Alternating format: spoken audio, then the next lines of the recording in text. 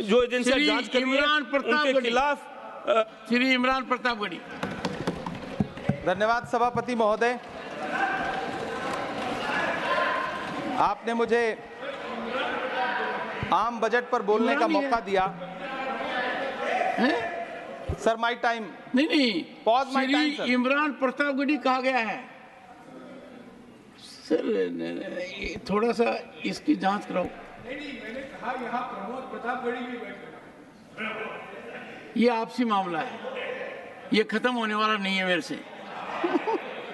इसकी जड़ें बहुत गहरी गई हुई हैं, मैं रोज देखता हूँ ये जड़ें गहरी होती जाती हैं। इमरान प्रतापगढ़ी। धन्यवाद सभापति महोदय।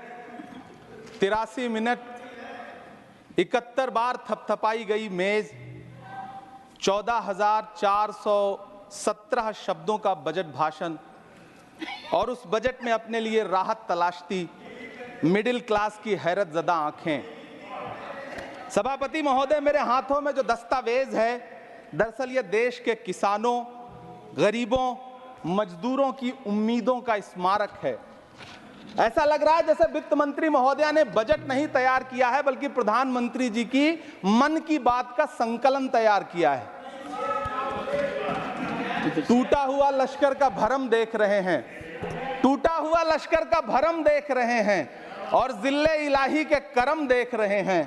ताकत का नशा अक्ल पे हावी है तुम्हारी, तुम देख न पाओगे जो हम देख रहे हैं। वित्त मंत्री महोदया ने इस बजट में महंगाई पर सिर्फ 10 शब्द बोला है। जिस देश में टमाटर 100 रुपए किलो बिक रहा हो। सभापति महोदय, मेरा टाइम पॉज करें और बार बार इंटरप्ट करने को या तो मना करें। हाँ बोले, कृपया बोले। सभापति महोदय, वित्त मंत्री महोदया ने इस बजट में महंगाई पर सिर्फ 10 शब्द बोले हैं। जिस देश में टमाटर 100 रुपए किलो बिक रहा हो, उस देश की वित्त मंत्री के पास बजट में महंगाई पर बोलने के लिए सिर्फ 10 शब्द है। डीजल, पेट्रोल, आटा, चावल, दाल, सब्जी की महंगाई का तो कोई जिक्र ही नहीं। सावन चल रहा है तो प्याज और लहसुन का दाम पूछना तो शायद पाप होगा। मैंने तो यह भी सुना है कि वित्त मंत्री जी जो चीज खुद नहीं खाती हैं, उसके दाम से उनका कोई लेना देना नहीं होता। लेकिन इस बार बजट पेश करने के लिए पार्लियामेंट आने से पहले वित्त मंत्री जी ने दही और चीनी खाई थी। अब तो उनसे यह पूछा जा ही सकता है कि उन्हें दही, दूध और चीनी का रेट तो इन दिनों पता ही होगा। क्या उसे सस्ता करवाएंगी या नहीं सस्ता करवाएंगी? अगर पता है तो कृपया सस्ता करवाइए, क्योंकि इसी चीनी ने अमेठी में एक मंत्री महोदया का राजनीतिक कैरियर कड़वा कर दिया।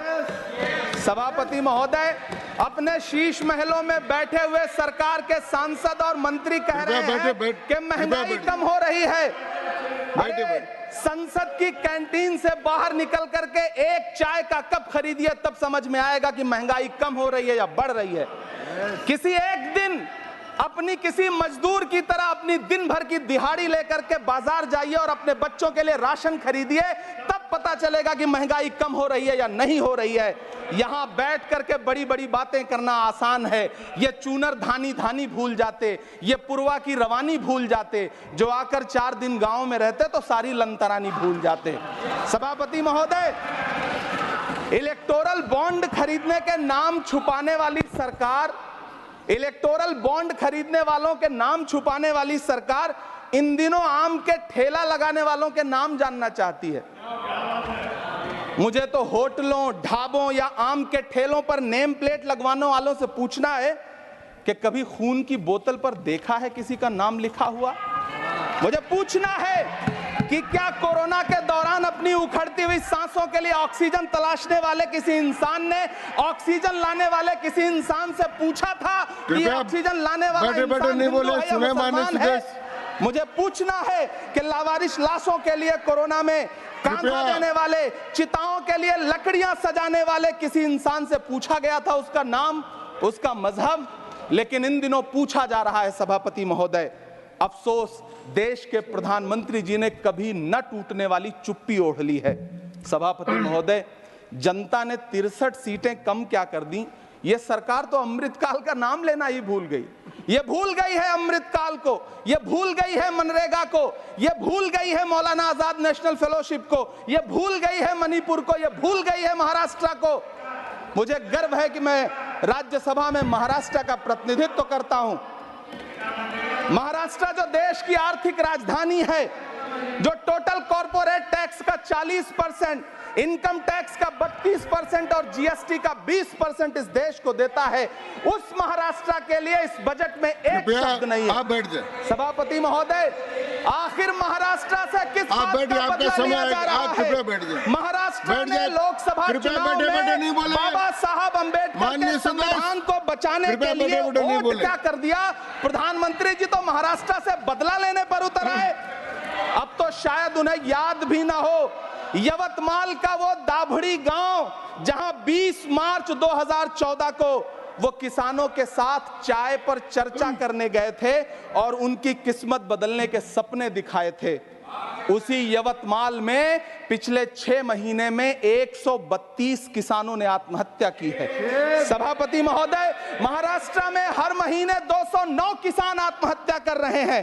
राज्य सरकार द्वारा सौंपा गया आंकड़ा बताता है कि 1 जनवरी से 31 मई के बीच 1046 किसानों ने आत्महत्या की है। लेकिन अफसोस, इस बजट में महाराष्ट्र के किसानों के लिए कुछ भी नहीं है। किसानों से चिढ़ी हुई सरकार ने बजट में किसानों के एमएसपी की लीगल गारंटी नहीं दी। लेकिन याद रखिएगा, जो किसान का नहीं वो हिंदुस्तान का नहीं।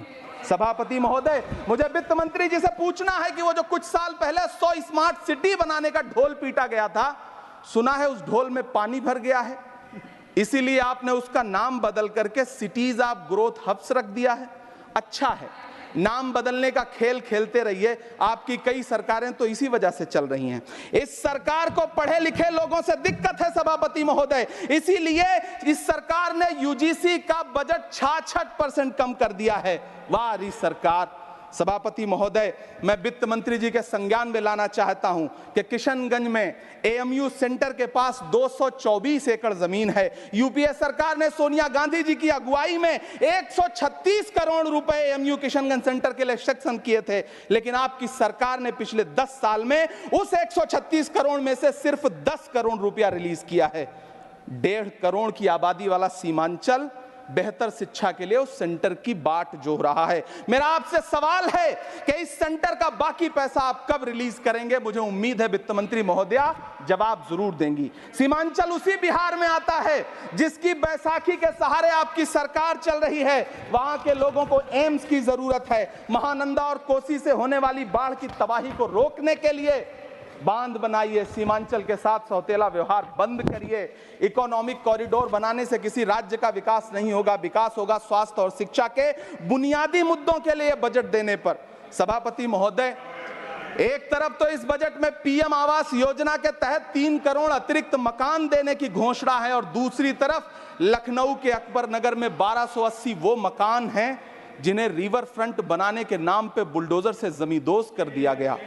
सभापति महोदय, लोग चीखते रहे, बच्चे बिलखते रहे, वसुधैव कुटुंबकम का नारा लगाने वाली सरकार इंसानों के घरौंदे उजाड़ कर जश्न मना रही है। सभापति महोदय, मेरा बहुत भावुकता के साथ देश के प्रधानमंत्री से सवाल है कि इन उजड़ते हुए मकानों और बेघर होते हुए घरों को देख करके आपको नींद कैसे आती है, आप सो कैसे पाते हैं? मेरा सवाल है इस देश के प्रधानमंत्री से, या तो लोगों के घरौंदे उजाड़ना बंद करिए या फिर करोड़ों मकान बनाने की झूठी घोषणाएं करना बंद करिए। यह बजट झूठ का पुलिंदा है। यह बजट आपके पिछले साल के बजट का कट कॉपी पेस्ट है। यह बजट हमारे चुनावी घोषणा पत्र की नकल करने की एक बेईमान कोशिश है। लेकिन कहावत है ना कि नकल के लिए भी अकल चाहिए। मेरे हाथ में एक तरफ न्याय पत्र है जो हमारा है और दूसरी तरफ अन्याय पत्र है जो आपका है। इस सरकार को आलोचना सुनने की आदत नहीं है सभापति महोदय।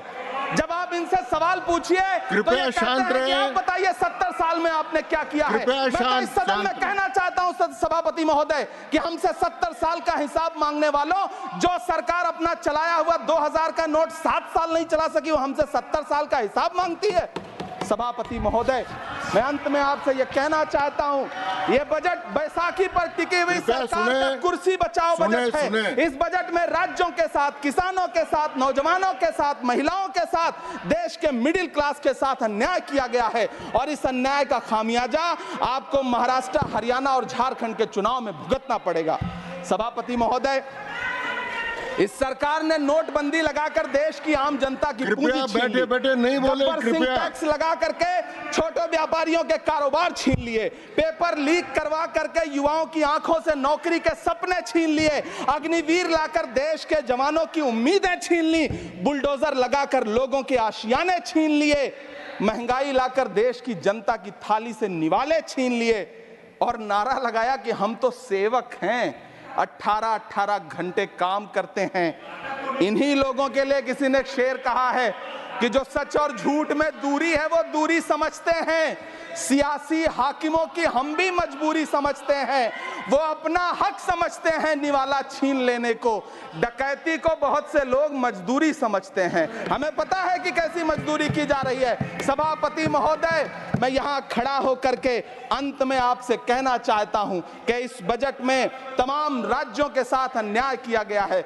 इस बजट में युवाओं के साथ अन्याय किया गया है, महिलाओं के साथ अन्याय किया गया है और खास तौर से महाराष्ट्र के लिए कुछ नहीं रखा गया है। महाराष्ट्र बाढ़ से जूझ रहा है, पानी बरसने से वहां 1500 से ज्यादा लोग मारे गए हैं। उस शहर को, उस राज्य को 4000 करोड़ के पैकेज की जरूरत है ताकि जो फसलें बर्बाद हुई हैं लोगों को राहत दी जा सकी। लेकिन अफसोस, इस बजट में महाराष्ट्र के लिए ऐसा कुछ भी नहीं है। मैं आखिर में यह कहना चाहता हूं कि पिछले 7 दिन से इस बजट का बड़ा ढिंढोरा पीटा जा रहा है, इसे महान बताया जा रहा है, लेकिन कौन महान बता रहा है? सत्ता पक्ष के लोग, उन्हें तो बताना ही है। क्योंकि मैं अवध क्षेत्र से आता हूं, प्रतापगढ़ से, नीरज भाई भी अवध और पूर्वांचल से आते हैं। वहां एक कहावत है कि बिटिया की तारीफ किसने की? बिटिया की महतारी ने, यानी कि बेटी की प्रशंसा किसने की? मां ने। तो इस बजट की तारीफ सत्ता पक्ष करे तो करेगा ही, लेकिन विपक्ष के एक भी सांसद से आप पूछिए कि क्या उसके राज्य को कुछ मिला है, तो वो ये कहेगा कि नहीं, कुछ भी नहीं मिला है। बहुत बहुत धन्यवाद सभापति महोदय, मुझे आम बजट पर अपनी राय रखने के लिए धन्यवाद। श्री अब्दुल बहाव, श्री अब्दुल